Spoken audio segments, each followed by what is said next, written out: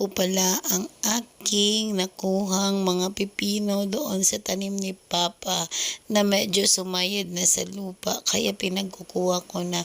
Yung iba mga mura pa at yung iba naman ay sakto na sa edad. Kaya pwede na talagang kunin. Pero yung mas bata pa na murang pipino ay mas masarap daw. Kaya yan, si kuya, yung kapitbahay namin, ay pumili siya ng maliliit lamang at yung mga tingin niya ay bata pa kasi yung daw ang mas masarap.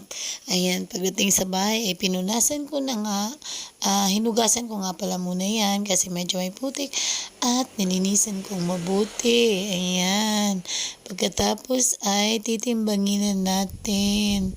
Ilang kilo kaya itong aking napitas. Ayun na nga, kinilo ko na po siya.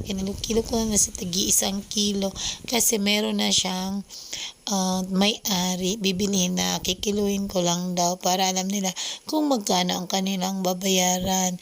So, binenta nga namin yan dito sa farm ng 30 pesos per kilo at nakita ko na kapag malalaki yung pipino, 3 piraso nito ay 1 kilo. So, ibig sabihin, kung 30 ang kilo, lalabas na 10 pesos ang presyo ng bawat pipino. O, diba?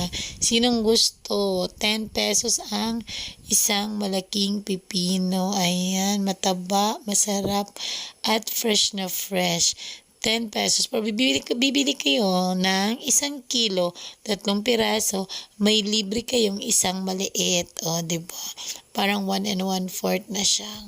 Ganun na nga ang aking pagkakabalot nitong mga pipino na binili na nga ng mga kapit bahay. So, yan, nakakatuwa na kilo-kilo ng mga ganito, ng mga harvest, tapos nakakabenta ka, pero mura lang ang benta namin.